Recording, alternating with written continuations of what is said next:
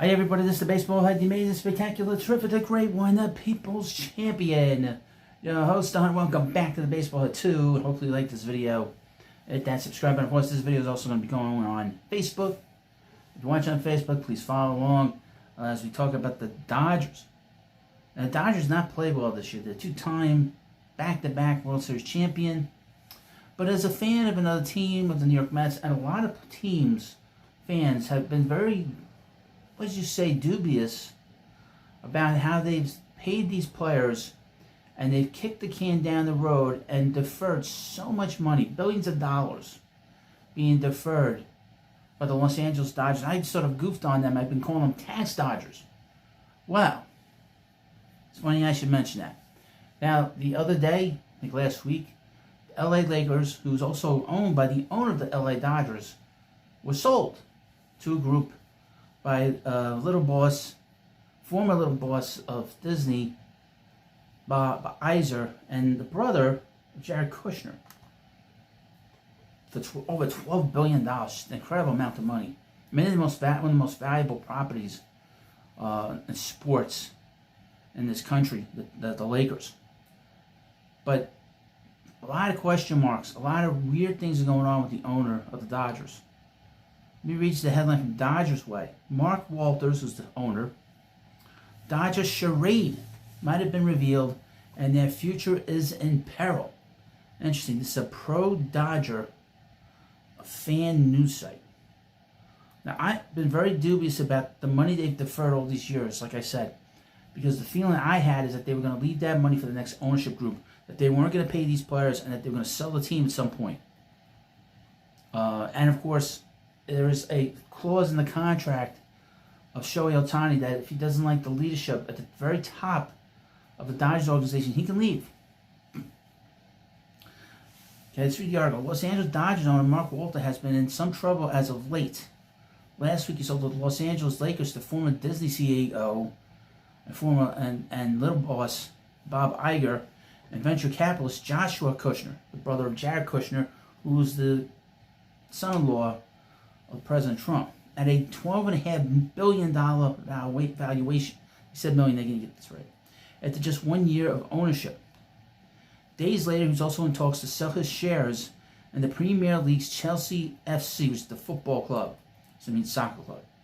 Lakers sale immediately raised red flags for Dodgers fans, but team president Stan Kasten reassured fans that this is a Lakers story. It's not really a Dodger story. However, Walter's clearly frenzied asset dump started months after two investigations into multiple Walter-owned holdings by the U.S. Attorney's Office for the Southern District of New York and the Security Exchange Commission. Delaware Life Insurance Company and affiliate Clear Spring Life and Annuity were subpoenaed. Now again, all this money has been deferred for all these contracts over the last 2 or 3 years with these players. And like I said, red flags went up in my brain when Shohei Ohtani's, basically his entire contract was deferred 10, 20, 30 years from now. According to The Athletic, investigators are looking at whether billions of dollars in investments by the companies involving businesses with ties to the insurers were improperly reported as being unaffiliated. Court filings show that American Media Productions, owned by Walter's Guggenheim Group and parent company to Sportsnet LA, owed around $1.45 billion to 5 life insurance companies, all owned or otherwise tied to Walter. What? The situation is getting messier and messier despite promises of no Dodgers sale. Let's break this down. This is what they wrote. Hopefully simpler terms. In effect, Walter has been borrowing and lending from himself, summed up nearly by Twitter user Economo Pick. The Dodgers get a sweetheart deal on their TV rights from a media company their owners co-own, financed by insurance companies those same owners control. Because ownership sits on both sides as borrower and lender, the setup functions as a closed loop. The federal investigations ask if Walter committed fraud by failing to disclose this closed loop and by borrowing money from his own companies. For example, Dodgers Tickets LLC was listed by Delaware Life as an unaffiliated business. Well, that's weird. Despite the fact that Walter owns both companies. Yeah, you can't do that. In terms of MLB revenue sharing, AMP's $1.45 billion in debt decreases the Dodgers' required revenue share. Tie that in with the Dodgers' existing revenue sharing TV rights loophole that dates back to Frank McCourt's ownership and Walter's eventual sale of Time Warner Cable's rights, and the team is being accused of keeping control of hundreds of millions of dollars that would otherwise be distributed to smaller market teams on the MLB rules. So they're basically defrauding other teams. These findings cast a pale over the Dodgers' success under Walter's ownership since 2012, and they make it impossible for LA to spend at their current level in the future if things continue to trend in the wrong direction. Holy shit. So, I have said this from the moment, again, I'll repeat myself, the moment they signed Shohei Ohtani to that ridiculous contract, it wasn't so much the money, but how much money was being deferred. And I've been saying that they were going to kick that can down the road. They were going to try to win as much as they could, make as much money as they could, and then worry about how they were going to pay these players and leave it for the next owner, for the next ownership group. This is horrible. Now, if there's a situation where, say, they have to not spend as much money, you could see players being made available. You could see, say, for Shohei Ohtani feeling that he can't get paid down the road, maybe he opts out of his contract. Maybe Freddie Peralta becomes available. Maybe Yoshinobu Yamamoto becomes available. Okay? The Dodgers have made enemies of fan bases all over the country based on the fact that they've not so much won, but the fact that they've spent so much money on all these players and they're deferring all this money, there's billions and billions of dollars being deferred. It pisses a lot of people off, you know. Now, say, for instance, a team like the New York Mets, who have the wherewithal to pick up the contracts, maybe they make a trade for Yamamoto, who they try to pick up when he got out of Japan. Or maybe they make a trade for Freddie Freeman and put him at first. Or maybe they sign Shohei Ohtani and are able to make a trade for him and have him on this team. Don't put it past Steve to do that. You know. And the Mets would certainly put themselves in the right place where they need to be. Or maybe the Blue Jays come in and say to Ohtani, we want to sign you. We could pay you right up front. You'll get all that money up front.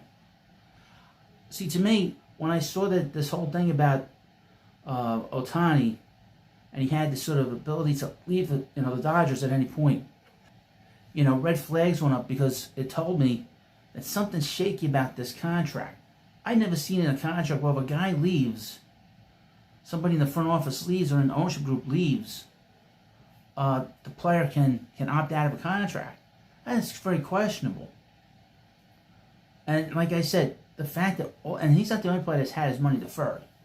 Guys like even Yasmar Hernandez, and I think his name right, had his contract deferred. All these players have had their contracts deferred over the last couple of years. And you have to ask yourself why. Because it's a shell game. And that's what we're looking at here. Possible shell game. This guy could be indicted by the U.S. Attorney in the Southern District of New York. I mean, that's possible. You can't be doing this kind of stuff. It's a shaky stuff. And of course, they had all kinds of problems with the previous owner, with the McCourts, because they got divorced in the middle of the ownership. They've had very shaky ownership since the O'Malley's, sold the team. They had the O'Malley's there for 100 years, pretty much, 60 years, 70 years, until they sold them about 15, 20 years ago. And they've been very shaky with the ownership. Now, this happens, it's a major scandal. And it puts a real black eye on the Dodgers and their success. Oh, well. I'm not a Dodger fan. I'm a New York Mets fan, as you can tell. But the point is that this will put a black mark, not so much on baseball, but on this particular franchise. Because they try to make it seem they're doing everything right. But everyone that has any common sense is noticed how the money's being played around like a show game. Money's going to come that deferred. This guy's going to be able to opt out. This guy got this money, but he's not going to get it for another 20 years. You talk about Bobby Bonilla. People always talk about Bobby Bo, But this is crazy, This is insanity. But this is criminal behavior. This is not just crazy. This is criminal behavior. And that's why I've been sort of goofing on the fact I've been calling them tax dodgers. And if they're holding money back from these other teams, that's a tax dodge. Duh. I'm so good at these nicknames and so good at pegging these things right off the bat. I don't know if anyone's ever doing any videos on this stuff, but I'm not an expert on finance, believe me. But it doesn't seem right. Something is fishy. But thank you for watching this video. And of course, I'll keep you up to date on this. This is a big scandal and a big story. And thanks for watching, and I'll see you later.